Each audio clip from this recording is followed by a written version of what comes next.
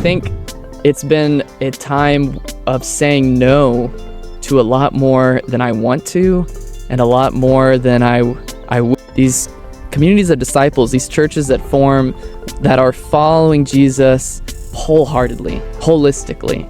Welcome to season 2 of the That Guy in Cambodia podcast.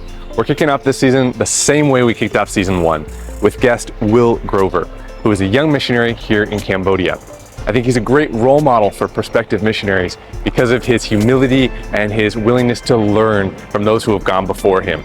That being said, he's already learned so much in his short few years here, and he's getting ready for home assignment, after which he will come back to the field. He is committed long-term to Cambodia, and he is studying some of the indigenous hill tribe languages so that he can reach very much the unreached, as there are very few missionaries working with those hill tribes. I hope you enjoyed this episode. I really appreciate Will's willingness to be vulnerable about some of the struggles that come with being a new missionary. That's one of my goals for the podcast, is that you would truly understand the highs and lows of missionary life so that you can better prepare yourself.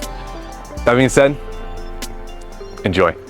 Welcome to the That Guy in Cambodia podcast. We've got the most amazing setting so far here in season 2. We're with Will Grover. Welcome. Thanks, Travis. Good to be here. Thank you so much for helping us set up this awesome location. God, thank you so much for making this and making this beautiful day. So we're sitting here, for those of you who are just listening, we're sitting here on the lakefront. We're underneath a hut. There's huts in the back. It's cool. There's a breeze. We're in Ratanakiri, which is the northernmost province. And Will is up here working with some of the indigenous tribes and sharing gospel. Tell us a little bit about what you're doing up here. Yeah, so we've been up here for 4 months now. We moved at the end of August, and we initially are beginning the next chapter of language learning because we're going to begin working with the Brau people group. So there's a bunch of different ethnic minorities up here. Tumpun, Krau. Jorai, Krung. Yeah, so it's really cool. You have so many different missionaries that are all working with these different groups and different tribes. And so one of the tribes that has still had a little bit less interaction, we're going to be focusing on them. So we are just getting started with learning their language, and hopefully we got 1 year left before we're going to head back to the States for our first home assignment. And so we're hoping to just kind of have a foundation here and have a good grip on some of the language and have some relationships with. There's already some churches established up in Taveng district, which is the district where most of the Brau live, and so just trying to get connected. So what's the status on the Brau people group? Like, how many missionaries are working with the Brau? Obviously you said there's not many. Yeah, so from what I know, historically there have been 2 OMFers, and mainly actually just one, Kevin Olson, who was up here for 10 or 15 years, going out to these villages, and he was like pioneering, like brand new, no Christians up to that point. And so, he's crossing rivers and canoes and crazy stuff like that, right?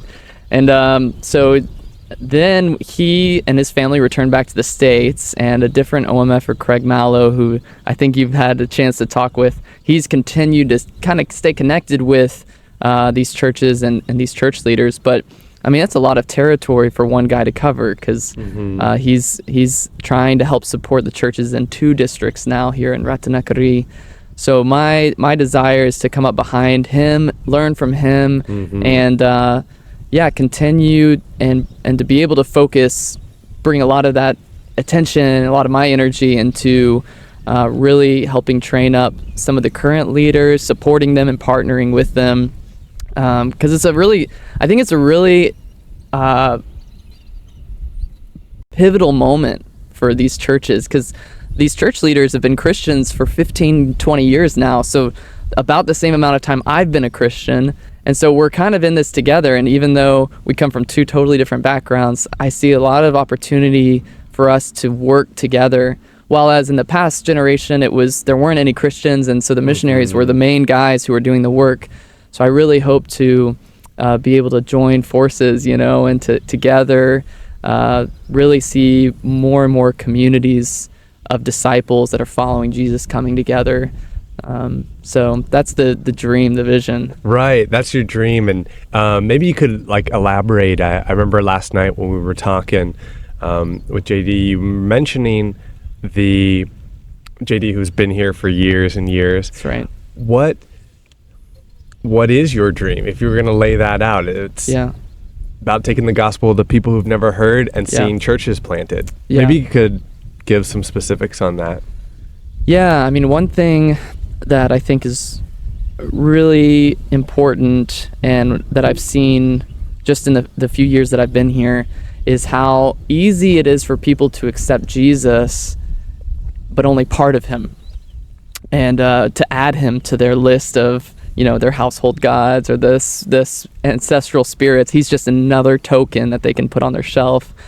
And so I think for me, it's these communities of disciples, these churches that form, that are following Jesus wholeheartedly, holistically, and that it's not just one part of their life that's shaped, but we still do our animal sacrifices on the side, but that it's completely transformed the individual.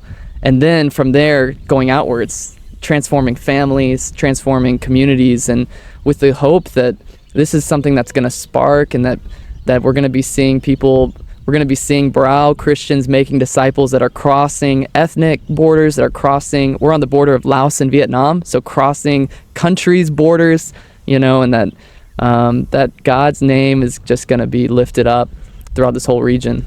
Amen. I love that. And I think there's something really special when you mention about how your dream is to come up behind Craig. Yeah. You're coming up behind someone who's been here 30 plus years, been in with OMF 20 some odd years. Right. And there's so much we can learn from them, and then kind of continue on the good work that the Lord has started through them. So much to ask you about that. What have been some things in just these few months that you've learned from Craig and some of the people who have gone before? Yeah. Oh man, there's a lot. I mean, it's definitely drinking from a fire hose around these guys. Yeah. Some of the things they say, they don't even realize. So profound. Yeah, exactly. It's just normal for them. Mm-hmm. So I think, one initial thing that comes to my mind is a lot of these, you get up to these villages and the people, as you might expect here in Cambodia, very low income, very poor, they live off of their farms, and that's all they have.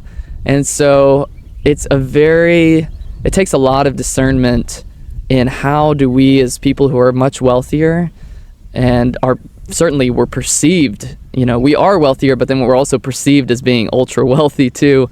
How do we interact in that? And so things like when you come across someone who has been sick and, they can't see out of their right eye or whatever, what do? Do you just say, here's some money to go get some medicine, or here, I'll pay for your bus ticket to go down to Phnom Penh so you can see a doctor? How do you do it in a way that you don't just try to insert yourself as this, solution. this savior who I've come and I, so you want to do it in a way that is sustainable, but also generous and compassionate. Yeah. And so I err more on the side that's too much sustainable, too much like you should lean on your own support system and community. So sometimes the compassion is lacking for me. So seeing how they care for people when they go to a church, and they're bringing food, and Craig's wife Jenny is like this awesome chef, so she's cooking all this food. So it's kind of been helpful for me to see, okay, it's not that I just completely close off my heart. No, I'm not gonna support or provide anything. I don't want to bring my outside funds and just mess up your community, and people come to Jesus just because they want money or resources, but rather how can I use these resources as a tool to show that God cares about people and their whole body, their whole soul, So that's been one big thing. could you give me some pointers on that and for the audience? Because I know Craig is pretty good with having wisdom and discernment with that. Yeah, these are just things I've observed. I don't know if this is exactly how he would say it, but I think, for example, building a church building, we don't start pushing a church building at all until the people are ready for it and they start asking for it. And so all of the churches just started off in someone's home, just a few family members, they say bong paon, meeting together. Yeah. And then from there, as it grows, eventually there becomes a need. We've got 30 people in this little house, And so I have noticed that Craig will offer to contribute, but it's always in a very concrete, and there's always like a cap. So it's not, we're going to build this church for you. And then, you hear stories of, well, this church doesn't belong to us, the local people. It belongs to the missionaries. So if something breaks, well, missionaries, can you come fix it? Because it's not ours, it's yours. You built it. So what I've seen is Craig or an OMF will say, we'll contribute to paying for the roof of the church, but you have to do the rest. You have to organize the rest. So it's not something that's missionary driven. It's actually driven by the people.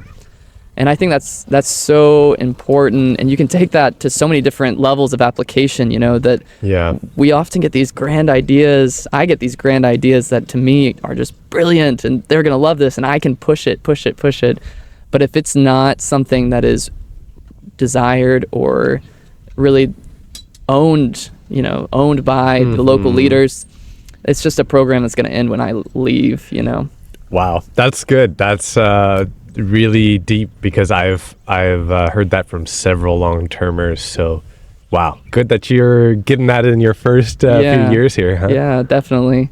So it definitely, I think, takes a lot of discernment, and I think I'm really grateful that this one thing unique about Ratanakari is because there's so many different tribes, you have a lot of different missionary workers up here to work with these tribes, and so there's a lot of wisdom to be found, and just listening through some of the other episodes you've got on here, there's a lot of wisdom on how to handle some of these situations that you just don't really encounter as much in your own home country.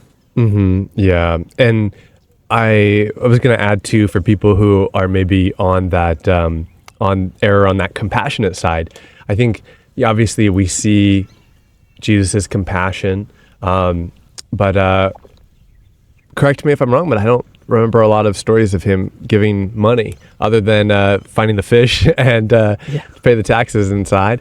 Totally. But, there were a lot of other things that he was giving, and he was connecting with people.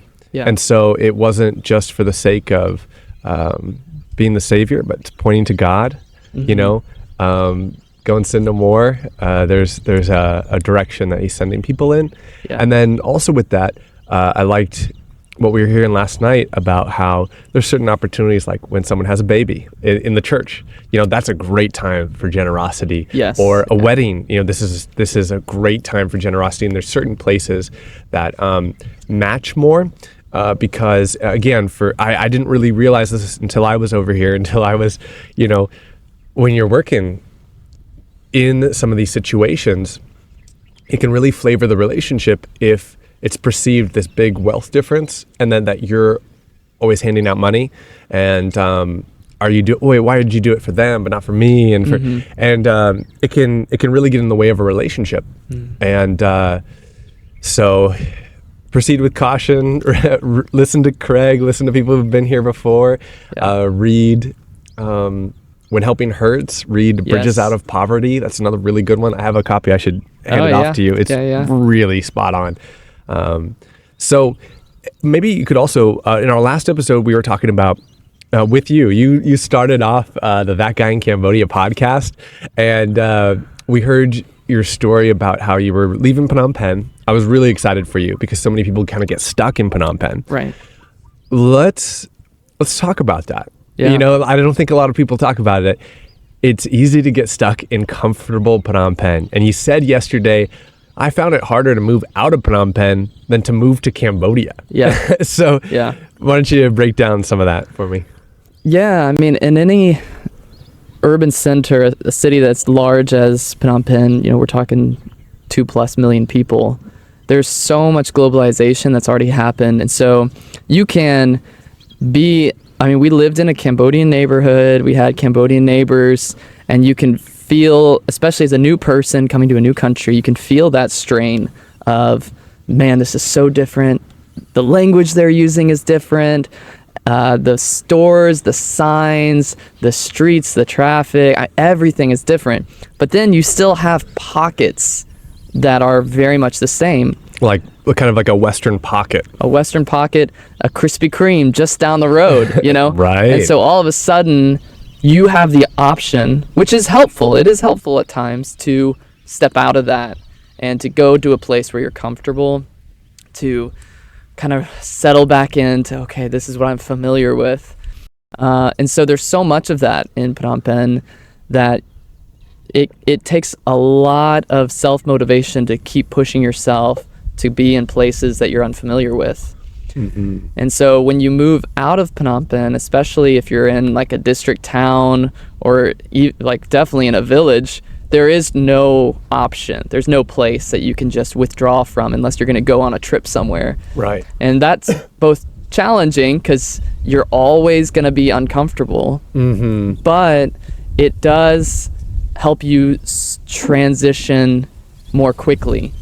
So while I think like if I would have stayed in Phnom Penh my whole first term, I think that I would have eventually still adjusted to some of the Cambodian culture and language, but I think it would have taken the whole term. While as 1 year we lived in a district town, so a way smaller. I think Caroline is 10,000-ish people, and so that sped up the process of adapting to this new culture.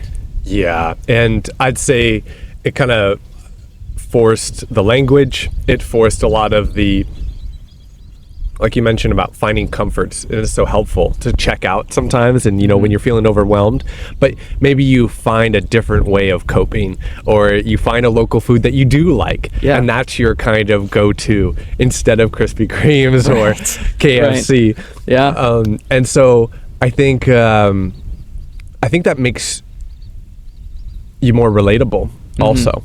Yeah. You're definitely going to get asked, oh, can you eat rice? And when you're able to respond, even if you just have one food that you like, one Khmer food, if you're able to answer that and say, oh, I like this, man, people love that. They really, that just affirms that their culture, their food is worth eating and it has value to you.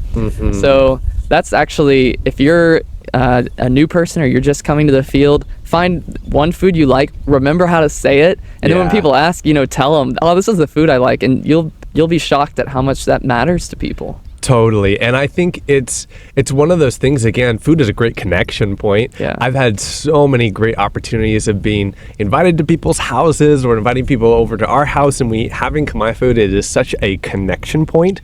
So again, if you find those foods that you like, there's just a certain openness that comes from it. And again, it allows you to connect in a way that's different, where people would perceive, maybe a lot of foreigners, oh, they always eat bread only, they always eat pizza, or they always eat at these expensive restaurants that maybe not many can afford. They're so much more relatable if you're sitting down at a goi tio shop, there's a more connection, even more socialization that happens at a goi tio shop, which is, noodle soup, rice noodle soup, for people listening, rather than like at a fast food chain restaurant. Yeah, right. Totally. Yeah, and I like what you were saying of creating that connection with people, because it's really easy, especially for me, to feel like, man, we have nothing in common, especially when you're in more rural areas, and it's like, man, this person has been, they're a 5th generation farmer. Their whole lineage has come from this one job, this one career of being a farmer, and I have no connection to farming. I don't know anything about it. And then, our life stage might be different, and they've never moved once in their life, and there's all these differences that can feel like walls coming up. And so when you can just make one little thing like, I like gui tio as well, or if you can, talking about even like, I mean, for young guys, of course, sports is such a huge thing. Yeah, good. And just finding those little things that's like, actually, we're both human and we both have similar likes or similar, things that we can eat, that we enjoy. That connection, it really helps bridge into more of a relationship. Yeah. And it's slow. I mean, I think that's what maybe my expectation coming here compared to what reality was, where it was different, was thinking that I could form relationships more quickly than I could, and that people are so friendly and so welcoming, but it takes time and it's going to take a lot of intentionality, especially early on when just going out and talking to people feels like a big effort, can be really draining. It's going to take that consistency. So we saw that by the end of our time in Caroline, where we'd been there a little over a year, just having we loved taking walks in the evening as it was getting cooler, and just having a route where it's like we see the same people. Some of the kids from the neighborhood would start to ask if they could come along. So then we have like a little parade of us with our, 6-month-old baby strapped to us, and then like 3 neighborhood kids riding their bikes along with us. But that regularity really helped in helping people be more familiar with us. And so, yeah, I'm really looking forward to longevity. That's kind of what we're praying and hoping for here in Ratanakari, is that we can be here for a long time and really get to some of those deeper levels that we haven't yet gotten to experience, but we're definitely longing for. Yeah, well, and just to kind of, I guess, remind you and the audience, how long have you been in Cambodia total? 3 years total. So to me, I just say, I sasao. I just compliment you on that it's only 3 years. You really did a deep dive into language. You've been in multiple provinces. You're really trying to live out there. You're looking to the elders for the wisdom to carry on. I think you're on a good path. And I think that's a really great path that I hope more new missionaries can kind of like see and track and follow. I'm wondering, though, it hasn't been easy all the time.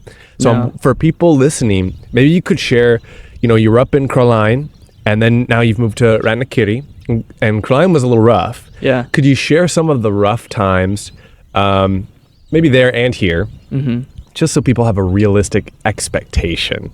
Yeah. I mean, I think the things that were really challenging for us with Caroline was, it's in Siem Reap province, and Siem Reap city is one of the larger cities in Cambodia. Lots of fun things to do, lots of international restaurants. You can get your burger there, burger and fries.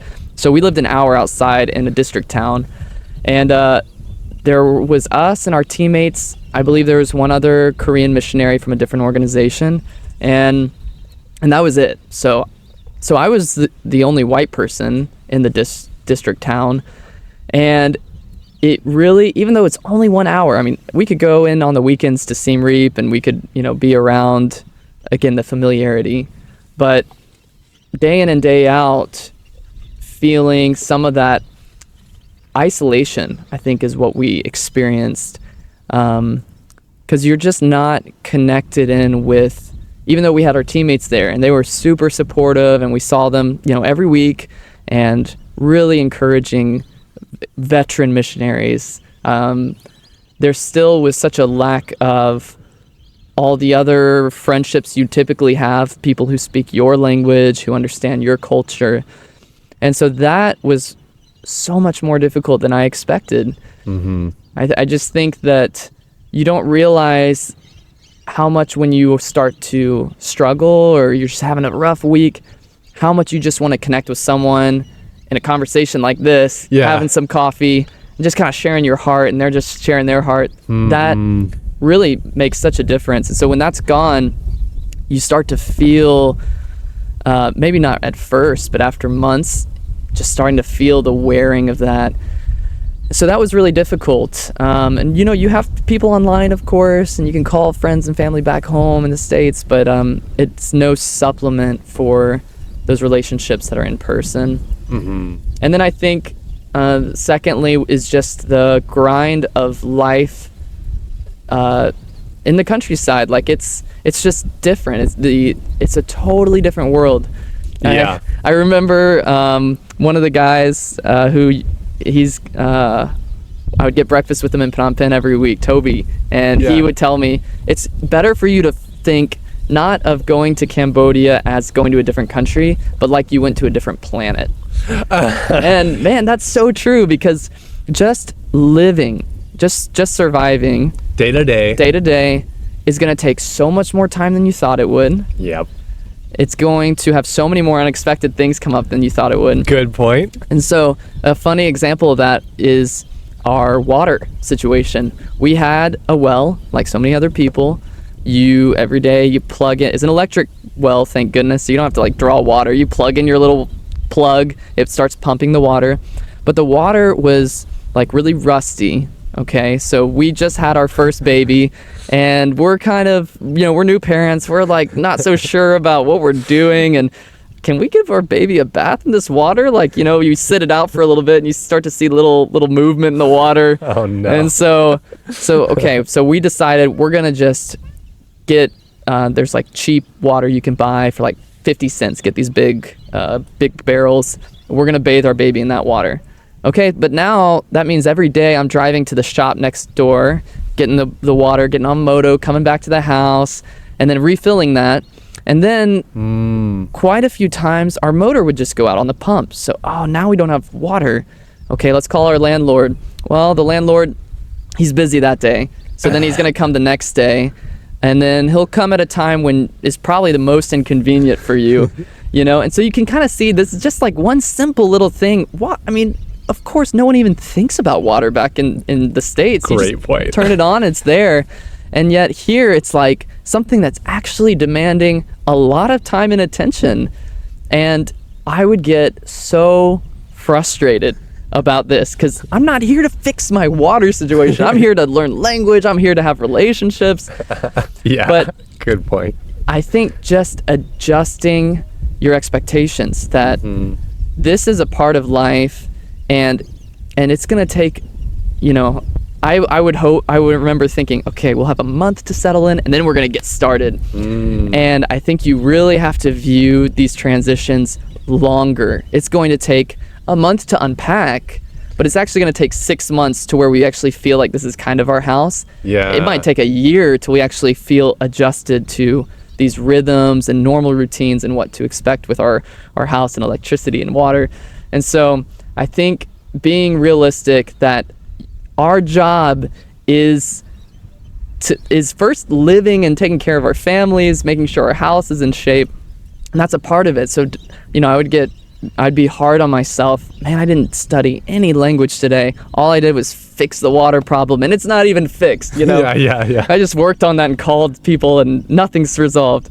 But if you can view that as, this is a part of my life, and this is a part of my ministry, it's not a waste of time or an interruption, and so really learning to lean on the Lord that, we talked about this just a little while ago, that, hey, this was not my plan, but God, this is something that you must know. You knew this was going to happen, and so I'm just going to trust that you have something stored for this situation.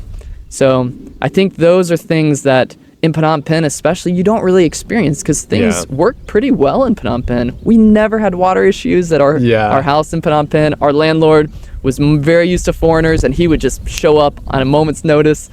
So it took some adjusting to it's another type of culture when you go out to the countryside, I think. Yeah, that's great. And I think that's the biggest thing I've heard echoed with many of the foreign missionaries about expectations, things taking longer.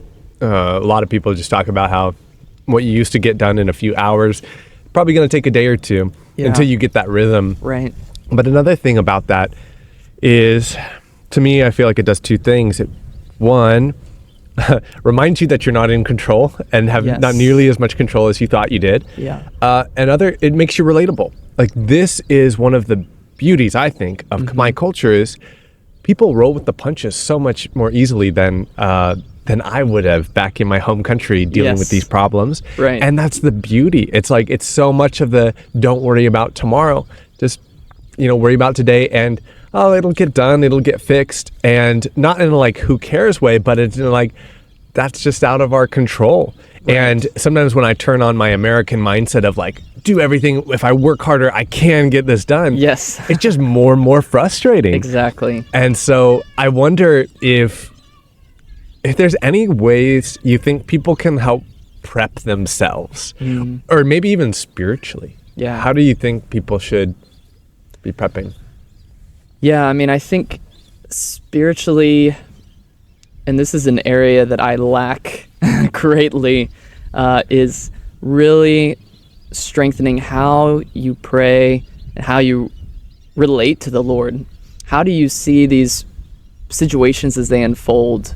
What is your perspective? Because if you view your whole life as an extension of God's kingdom, no matter what happens, whether you got to have that meeting you thought would happen, whether you got your language hours in or whatever, it's all happening for God. It's not about you, or it's not about me. And so I think really being rooted in that is going to help so much, because if you can have the perspective when things don't go the way you're thinking they will, and you can remember God is at work whether I am feeling it like he is or not, that's going to carry you so far, And so I think I really struggled to integrate my faith and how I relate to God, that he's here and he's active even though the situation's not going the way I was wanting it to. And I really struggled with that, having that faith. And so these things, they did feel like interruptions, and I would get upset about it. And then the whole day you're just tense and irritated, and then your family can feel that. And so it really takes you down a path of disappointment when you're trying to depend on yourself. And honestly, I think at the heart of that is pride, that you think you're the one. I think that I'm the one who's going to get it done. And so when I don't get it done, then there's the frustration. Yeah, that's great. Thank you so much for sharing that. And I like what you said about the pride. I know that's something that I have been going through and talking with my mentors about, and how I was just really impacted when one of them talked to me about how pride can just be trying to do things by yourself. Yeah. And I thought, whoa, that's me. That's how pride is really manifested in my life, and how do I do it with God? Yeah. How do I do this not on my own strength? And maybe that's the beauty of things not going my way when I'm doing it in my own strength. And maybe that's what God's allowing me to go through and to struggle, because, he can accomplish so much in just these little moments. Right. And things that you could have worked years on. Totally. God can just make the way. Boom. Yeah. And I think especially in terms of sharing the gospel and praying for people, I think I've seen a lot of stuff happen where, if I'm sharing the gospel on my own strength, I can share from my own experience. And like, there's that joy that I enjoy sharing the testimonies of the Lord in my life. But again, is if I'm relying on my own speech, or I think I have to say this perfect way, or relate to them in this perfect way, rather than like, Holy Spirit, lead me, and Lord, would you reveal yourself to them? I've seen so much more of the Lord showing up and impacting their lives in ways that bring glory to him so much more than me. And that's what it should be about. Yes. He must increase, I must decrease. That's right. Yeah, I like, there's that Khmer phrase of kluin bung ti kluin. Like, I haven't heard that one. The self depends on the self. And so, a lot of times people will say that, or I've heard that used when regarding like terms of even like salvation, like, because here in a Buddhist setting, it's all about the merit you do and the good works you do, and that's what leads to your better next life. And I can sit there and I can go, no, that's not true. It's all about, Jesus is the one that saves us. It's not that we depend on ourselves, we depend on God. But then in the moment by moment is where I can easily switch into this, God saves me, but I'm going to be the one who gets this done, rather than that Jesus, the Holy Spirit, really is the one that's leading, and that despite these, what I would consider interruptions or my plans falling apart, that this is actually the Holy Spirit leading the way. And if I have eyes to see that, then all of a sudden opportunities are going to present themselves.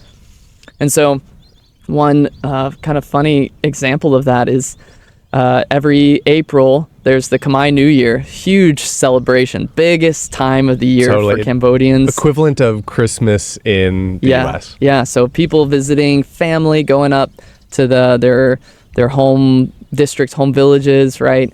And so for me, it's not a holiday. We don't take time off per se. We're encouraged to still connect with people. Like, that is ministry, right? So for me, it doesn't feel so much like, oh, I get a break, and can often feel like an interruption to the normal routine of things. Like, okay, now everything's different. People are playing loud music because it's partying and celebrating, and they would have just down the street, we lived on a side street, so on the main road, there would be like caravans of cars going by, blasting music, music, people with water guns shooting, spraying and soaking each other. So it is craziness. It's so much fun. But you could see that and be like, oh, this loud music is distracting. I can't get the work done I was going to do or whatever.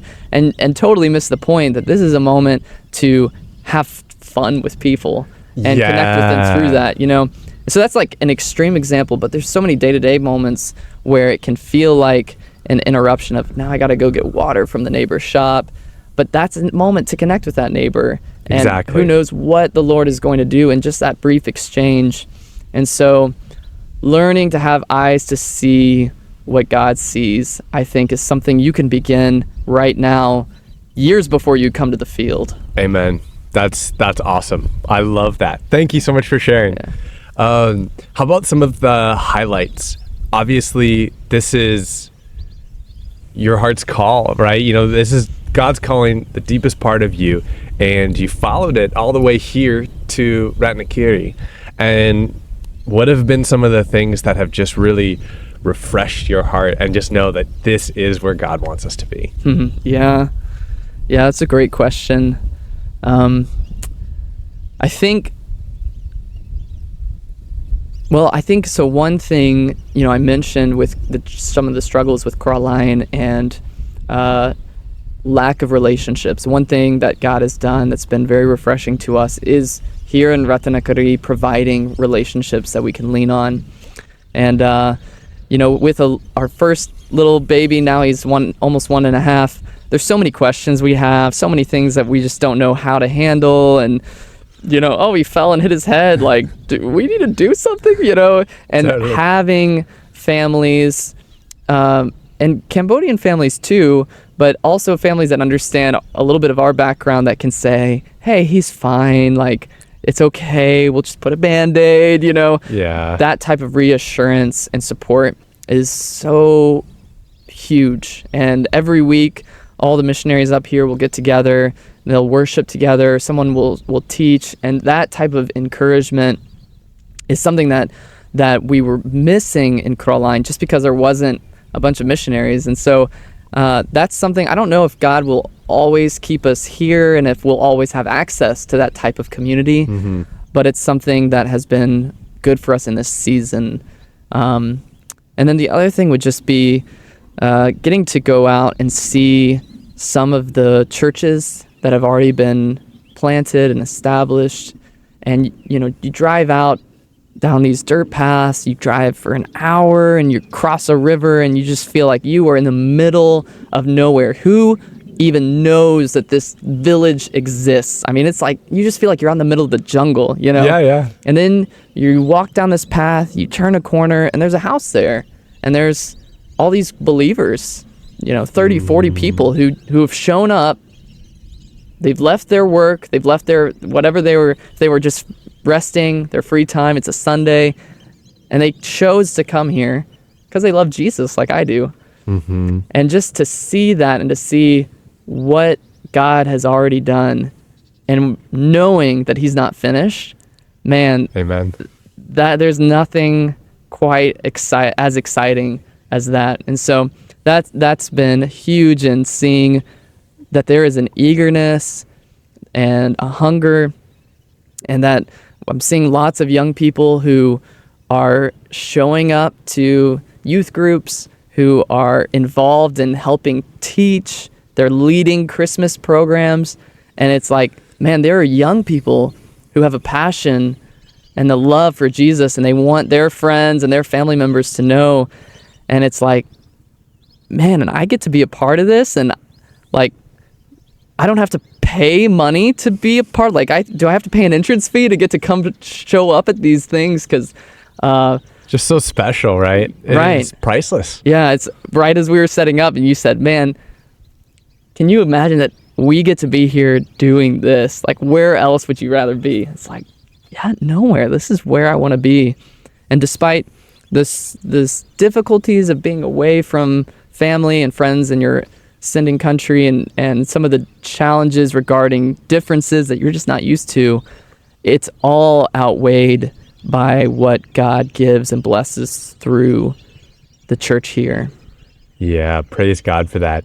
I had a bit of that moment. I actually had two big moments with that on this short trip. One of them we shared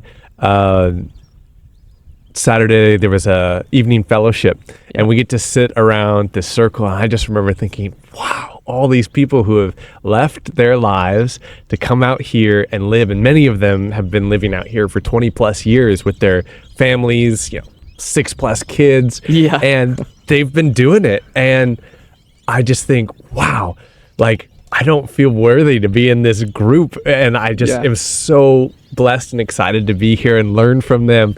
And I remember you were talking about how, like, it's like we're with the saints. Yeah, man. Yeah, you look around the room and you go, oh, this guy helped for the very first time translate the New Testament into the Tempuan language. And oh, this guy over here, for the very first time, helped provide God's word in the Krung language. And oh, this guy planted a church in a village that before no one even knew the name Jesus. You would ask, have you heard of Jesus? And they would say his name wrong.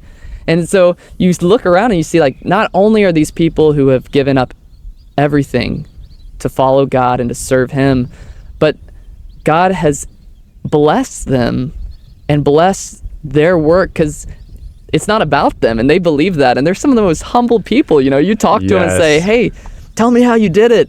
And they'll just point it back to God, which is what they should do. And so, yeah, it's such a privilege to get to see the previous generation and what God's done through them, and to wait in expectant and hopeful expectation of what God will do during our lifetimes here.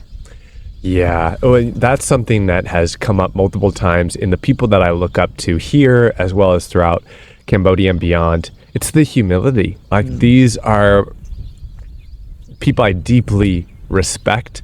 And I think about all those verses in Isaiah where it's like, God sits in a high and mighty place, and yet he looks on those who are humble and contrite, and how he gives favor to the humble. And I've really seen that play out in these missionaries' lives. I wondered if you had any ideas or insight into how do you think they stay humble with all of these amazing things that God's allowed them to see? It's a great question, man. I mean, because I'm really humble, I have some great insight into it. Yeah, no, I think one beautiful aspect of cross-cultural ministry is you never really feel like you've arrived. And I've had the blessing of having family members come and visit, and they'll say things like, wow, your Khmer is like so good. It seems like you really know what you're doing. And what they don't know is that I was actually like misspeaking. The person I was talking to had no idea what I was saying. I didn't understand what they were saying, but it sounds good, right? And so I think that you never really feel like you've gotten it. So even though that they've experienced, by our terms, success, and there's people who are now following Jesus because of their direct involvement, there's still a level of feeling inadequate, and not even in a self-deprecating way, but in a truly like, man, we are inadequate, like even the people who are, just regarding language, even the most fluent, they still struggle. It still takes a lot longer for them to prepare a message in Khmer than it would in English, And so I think that's actually God's mercy in disguise. Because it can feel, I've only been here 3 years, and I know that I have moments where I'm like, oh man, I wish that I just felt at ease. I wish this was just easy. I wish I could prepare a talk in 10 minutes and just go. But I can't, and that's what beautifully continues to point me towards reliance on the Lord. And so I think that might be a big piece of it for them is that constant humbling that comes and being misunderstood and misunderstanding others, and also just in interacting with local Christians. That in itself is very humbling. When you see the local church leader who's living in I would deem it a shack with blue tarp as the walls, because he's chosen to give up planting his potatoes so that he could go out and preach and tell others about Jesus and go to some of these church leader equipping type events. And so he sacrifices in order to follow Jesus obediently. So you see that and you go, man, I've given up a lot of, at least my friends would say, wow, you've given up so much, but I haven't given up that much. I'm not living in a shack with tarps for walls with my wife and little baby. And yet they do it because they love Jesus. And so that perspective, I think, also helps. And it's hard to be pretty cocky when you see how much other people sacrifice out of love and full-hearted obedience to the Lord. And so that just spurs me on to want to continue to give what God calls me to, I love that. Thanks for that. I've reminded of that over and over again when I see our Khmer brothers and sisters and what they're sacrificing, how they even see God at work in their culture and around them. I love talking with Lakuru Jay. Yesterday, I thought wow, we talked to him for 5 or 10 minutes, and I felt like I got such good wisdom. When how he was talking about sharing the gospel and how it's like, oh, just pray for the leading of which village, because we can't get there on our own strength. That's right. We can't arrive by our own thinking. We have to ask God, and he can give it. And I thought that is so profound, and the confidence with which he was saying that, just he knows from experience. Yeah. I thought that is such a beautiful thing. Yeah. I was inspired. And it's so funny, man. It's what you said earlier, where there's no equivalent for how much you could plan or put into it that would equal the same results, And I'll ask these missionaries who, will go out to these rural villages, and there's understand that in Cambodia you have these districts that have lots of villages in them. We're talking 10 to, well, no, it'd be even more than that. We're talking 80 villages in a whole district, something like that. And so you go, how did you choose this village? Why not that village? And what was the strategy? And I'm expecting some really profound, thoughtful answer. And it's actually, God just opened it up where this guy who's a Christian had a family member in this village over here, and they wanted to know. So we just went and we started sharing, and boom, you have a gathering of 4 or 5 believers. And that was the start. And it's you can't plan that. Yes. But can't strategize or think your way through that. Right, which if you're like me, that really bothers you. You want to be able to have this approach that works in this formula, but in all actuality, it really is just God is going to pave the way, he's going to open the door, but are you going to be looking to him so that when he points to you the direction, you're ready to go? Yeah, so, that's good. Yeah, I feel that conviction regularly when I approach whatever I'm working on, whether it's the language or connecting with students in a youth group, thinking, oh, this is a great idea, and missing what God might actually be showing through some unexpected situation. Yeah, that's really good. I feel like that's something that's like takes time to attune to. Yeah. And I don't know where someone talked about how Americans often look for the magic formula, the secret this. Yes. And I feel that, when I'm searching on YouTube. What are the 7 ways? Yeah, exactly. And I don't know how or why, but it always seems to be a hook, for us. And I don't know if it's because culturally we think knowledge is kind of that key to unlock something, which it's helpful. Right. But wisdom is certainly very valuable in that. But maybe that is the magic formula, just like Jesus said, just pray. Just pray. Just pray, be open, be ready to go where he's calling. I think that's a key piece. Yeah. To be able to hear from God and then act on it. It's like that's why it's hard. And that's why maybe a lot of people don't do it. Myself included sometimes. That's really hard. But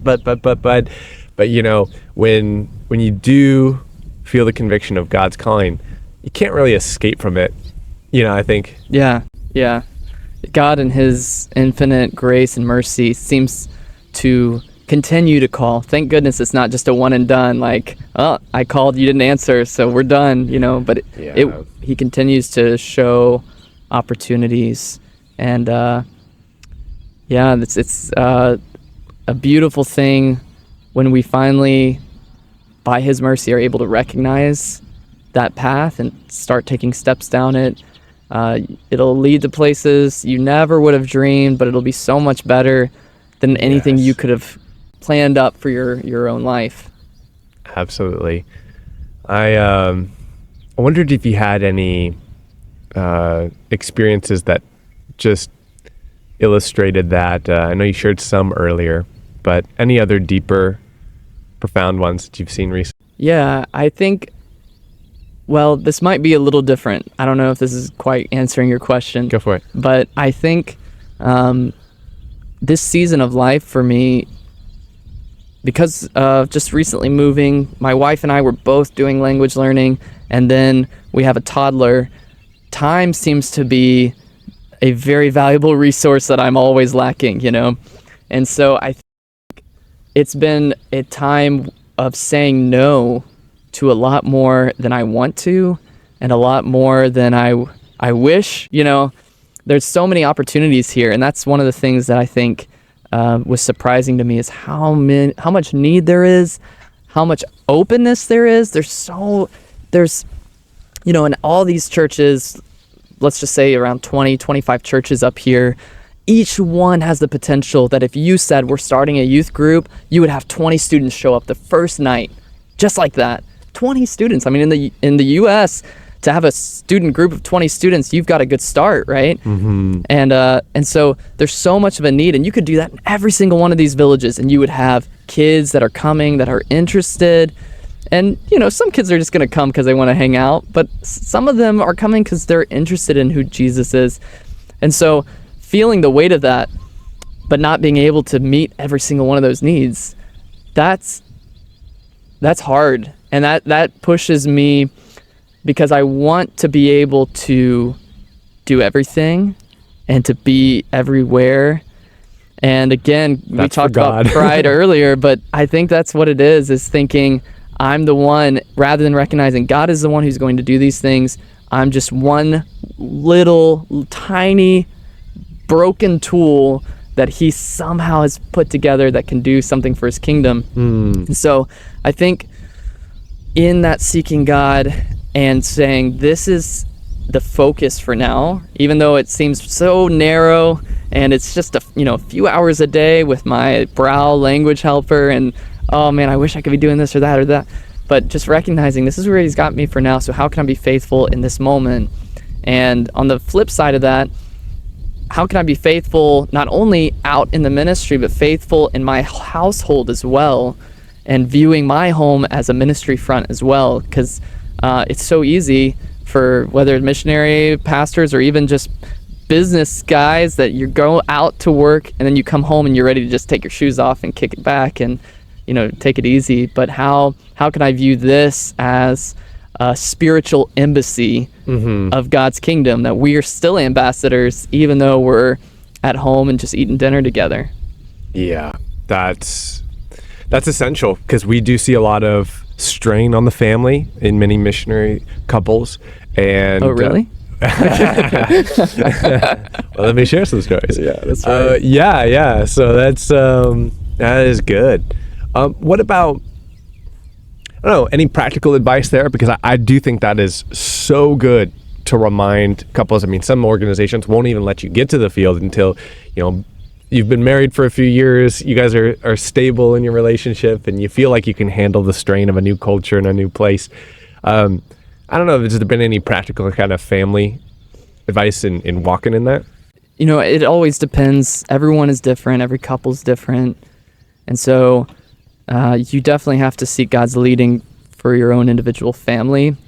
I think in general, if you're newly married, there is some value in establishing a foundation for your relationship and really building up some of that trust, because I really like how one missionary that I knew put it, that the mission field is just going to intensify what's already present. And so, if you're struggling with conflict at home, or if you struggle with trust, or if your kids struggle and you have some authority, obedience challenges, that's only going to be intensified on the field. And likewise, the good things as well. If you and your spouse are great at just serving together and you have this passion together, you love being out, that's going to be multiplied on the field. And so being aware of that and really viewing that preparation time, it's not just, you hear so much about fundraising. Fundraising is like 2% of Yes. the preparation. So viewing that preparation time as more than just financial, but also relational and spiritual, getting ready, I think that's huge. And then I think just from my own mistakes, being tuned in as a family is really important. And so, you hear that the study that was done talking about general levels of like satisfaction and happiness on the field, and the most unhappy member in a missionary family by far was the wife, because while the husband usually had a better grasp on language, would be out and have relationships with people in the community, the wife was at home watching the kids, struggled with language, struggled with feeling connected with the community they lived in. And so I think I'm learning still just how important it is to be aware of how your family's doing. And I'm curious too, because like I said, it's still a process for me. For you, how does it look to be, how do you stay dialed in on your spouse, your kid, knowing what they need and where they're at? Because, you have good weeks, you have bad weeks. So how do you stay tuned into that and not just autopilot? Yeah, well, it's tough because I think autopilot is sustainable. And so what I'm trying to do is trying to get a good autopilot. Okay. And so some of the ways that I've tried to, I mean, I'm still experimenting. I'm still trying to figure this out too. Yeah. And I think it's kind of fun because I think we're very much at a similar level with a new family or a new family member. So I think a year or two ago, one of my goals for the year, I think I was sharing with you, like I have a missionary goal, kind of mission calling goal, kind of practical, how can I track that week by week, a family goal, and kind of a responsibility providing for the household goal. But my family goal was like, get advice from 10 different couples about marriage. I love that. So I felt like it's trackable. Yep. There's not a specific outcome I'm looking for, but I thought, that's something that's trackable. And if I got from 10 different people and I tried to put it into practice, I bet my relationship is going to be a little bit better. And that was so good. I ended up getting advice from like more than 10. But what was awesome is that every time I saw a couple that I looked up to or admired, I would ask those questions of like, what do you do? What do you do? So good to ask both to hear what both say, because so funny how different the needs and the perspectives were from the men and women in those relationships. So that was super helpful. And I think that set me up well for success in just a lot of little areas. I'm not saying I was successful, but I'm just saying that I think we avoided a lot of, I think, common mistakes that I either had made in the past or would make, but I could like kind of more quickly be like, oh, I remember someone mentioning this. And because I was checking in with 10 different couples, it was almost like every month. And so I was I have new things to ask them and get advice about. But I think in terms of rhythms, communication is a big thing for both Lekna and I. And so needing to make time and space for that, just super intentional. And I feel like when you have a kid, that is the thing that just kind of goes, because we're just dealing with all this practical stuff. There's so much activity going on. Yeah. And even when we're trying to have a conversation, it's always for her always thinking about the baby, you know, and I have that too, but so I think having the time and space where, hey, we just need an hour and a half or 2 hours where we can not think about the kid and we can just concentrate on each other. I think a big thing that changed for Lekna with her love language was the acts of service. And so for me to just observe what she's going through and to do it without her having to ask for help, like that really communicated love in a whole nother level. And then it's tough because I think your lows are a little bit lower when you're dealing with a kid and sleep deprivation. So I just think some moments, there were some dates where it's like, that wasn't as good, but hey, at least we took it. That's right. It's like try 5 times. I think we're going to have 2 to 3 really good dates, but sometimes it's 4 or 5. So I think it's kind of a chances game in that sense, is what I tell myself. But then also that's with like check-ins. That's with like emotional checkups. That's also with like me trying to do something to serve her. Sometimes she does, it's just not even anything. So I just don't expect anything. I just try 5 times, maybe 2 work. Hey, 2 is better than 0. That's right. That's right. I really like, if I can just comment on the way you approach that with such intentionality. I know we both like goals, and we were discussing earlier how it's kind of, I think it's easier to set goals when it's ministry related. It's very trackable. It's very clear. But then in a relationship setting or in a family setting, I find myself lost so much with like, okay, I know I want us to have, I want us to be closer. But how do you we're going to be a closer couple. That's my goal for the year, and it's like, well, how am I doing this right? And so I love the breaking it down and saying, okay, if my goal is closeness, then the way that I think we can build closeness, one of the ways, not all of them, but one would be taking a date. And so my goal is to have, take 2 dates a month, every other week. That's my goal. And so I know if I'm being intentional, if I'm actually making progress, the win is not going to be, oh, all of a sudden I feel like, we're close and I've done it. Check that box. But the win is we're actually taking steps, and and if we miss that date, then it's clear, like, okay, this is, we can bounce back from this, and this week we're gonna be more intentional and more scheduled. So I love that specificity of the goal, and that it's not the outcome. It's not that me and my kid are going to we're just gonna be happier together, but it's the action that leads to the outcome of me and my kid. We're gonna have more outings together. Totally. And then one of the things, I don't know about you too, because when we're trying to think, what is our goal? It's like, part of my goal is like, I really want Lekna to enjoy family life. I want us to enjoy our time together. That's hard to track and measure. Right. But maybe we really sense when we don't. And so I think it is good to kind of somehow track and link what causes more bad days and what causes more good days, or at least try to reflect on that, because then you can catch some things before they happen. We can't control it all, and I think that's the thing. It's not going to ever work out perfectly. But something with that too is that it's always adapting, like even with the date nights. Okay, I'll share this with you too, and for people listening, maybe you guys can relate, but that was something that 3 or 4 couples recommended date night as like kind of the most important advice. So, cool. So I scheduled date night and always had date night on Wednesday night or something like that, or Friday. And at some point I noticed and I wasn't really enjoying them. And I was like, and so I was like, okay, maybe let's go to a nicer restaurant. Maybe I need to, spend more and let her know I'm valuing her more.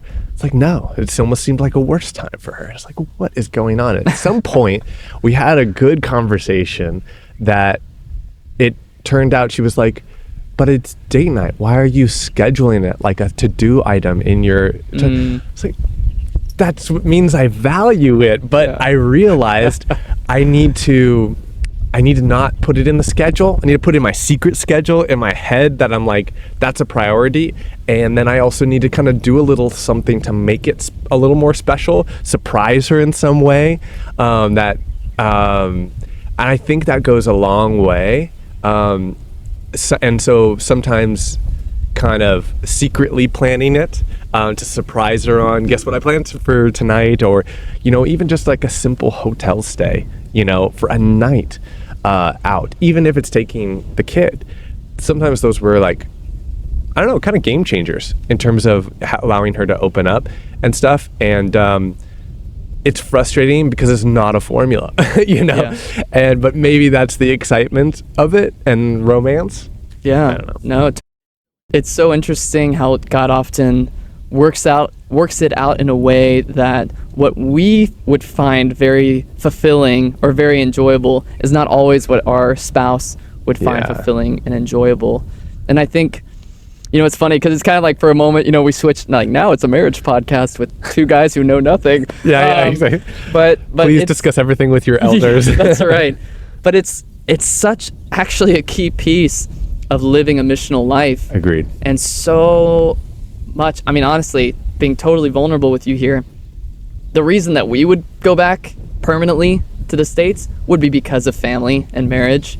It's not the people here, it's not the food or the stress from the cultural differences. It's not any of that. It's that those are stresses that then we struggle with as a family unit, and that would be the reason. And so I have had to, and I'm still continuing to accept that the most important thing that I can do here if I'm looking for a long-term, sustainable, and fruitful ministry is start with the home. And maybe one day if you're ever interviewing my wife, she can actually you can do a fact check, see how I'm doing on that. But it's got to be it's really got to be taken care of, because part of the time in Crawl Line was experiencing what it's like when you're trying to do ministry and you're trying to reach out to other people when things are not stable at home and there's tension and it's hard and you're not on the same page with your spouse and your family.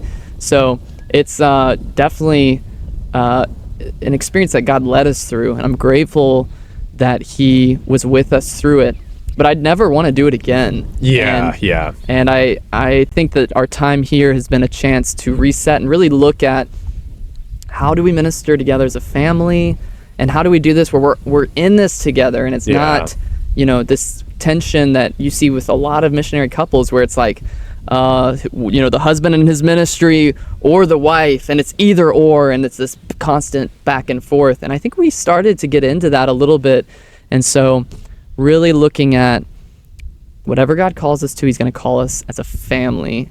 It's not you or me, it's us. And so let's minister out of our family rather than these individualistic mindsets. And man, I did not realize how individualistic I was until coming here and realizing that that's a struggle.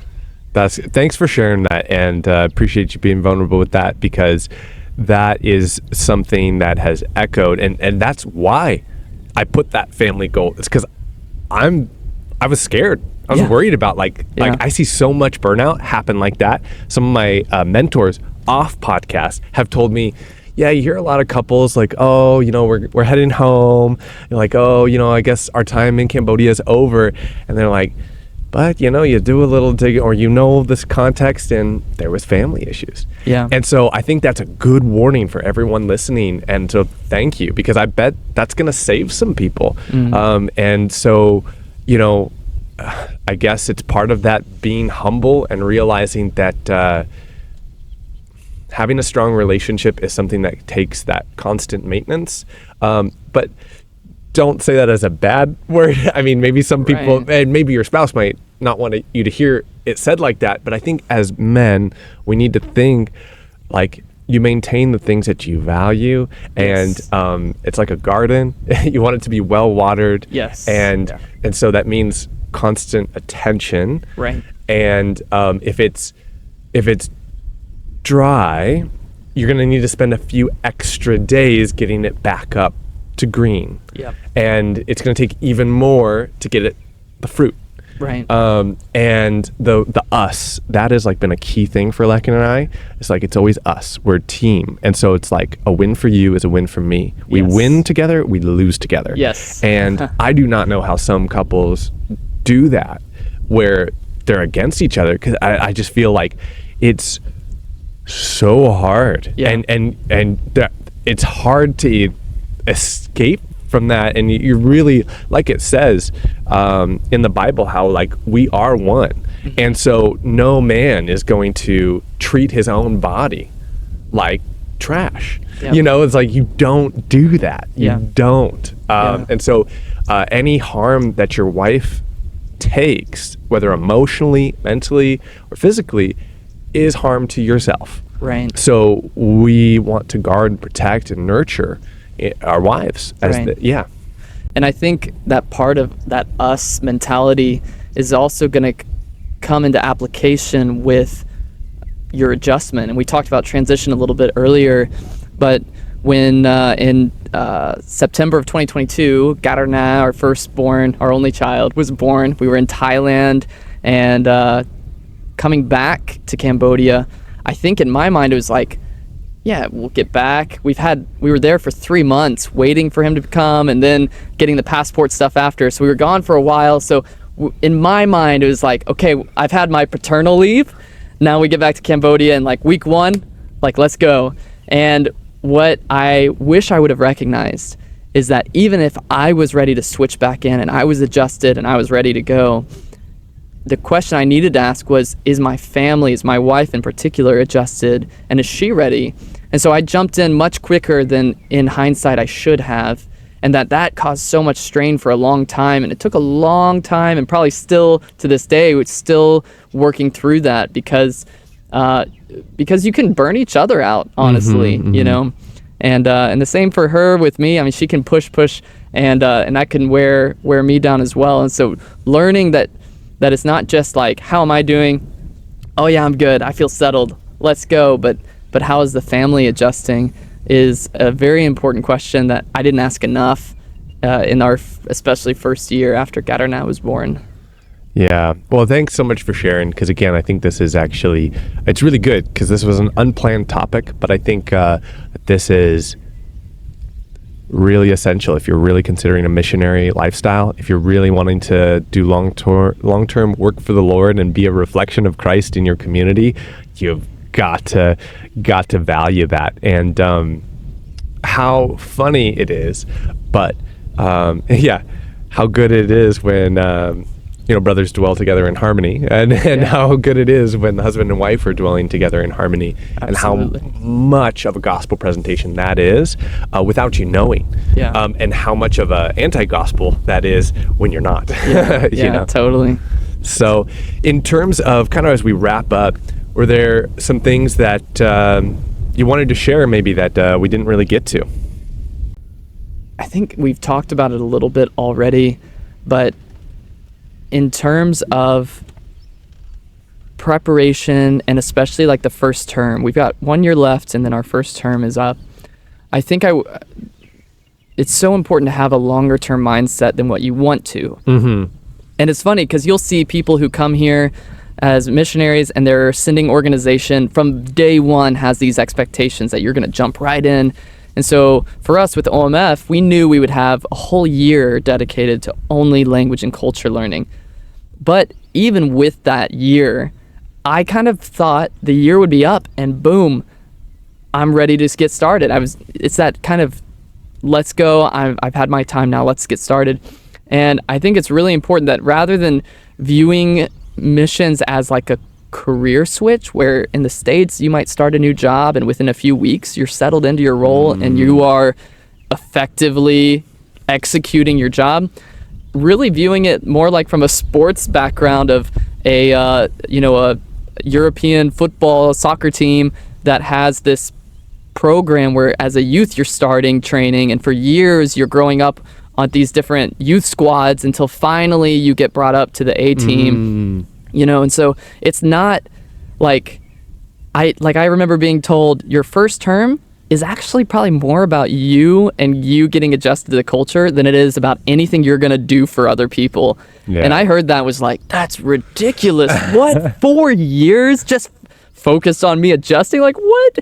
And come to find out, it's like, man, I have changed a lot. And while I pray that the little things that I've tried to do, that God would use that and bless others, honestly, it's true that most of this term has been me and my family adjusting and learning, becoming more at home in Cambodia, and that's okay.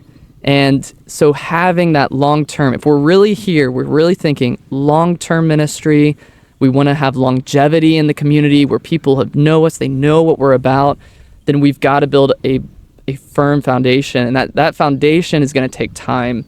So I think for people, not everyone's going to feel a call to 20 to 25, 30 years on the mission field. But if that's something you are considering, just be prepared and be okay with the fact that it's going to take a long time to build. Even just getting to the field can take years, and that's okay, and to really embrace that and be faithful in that preparation or in that learning period. That's not wasted time. That's actually going to be essential for later. That's what I've seen with the missionaries who've been here for a long time. And so, we'll see. I guess we'll find out 10 years later how this foundation building period was for me and my family and what it led to. That's awesome. Thanks for sharing that. Yes. Great advice that's been echoed by so many people. Takes a lot of the pressure off that first term as well. Yeah. If you can just be like, my goal is to learn language, learn from the long-termers, and not have all these expectations of results that are out of our control.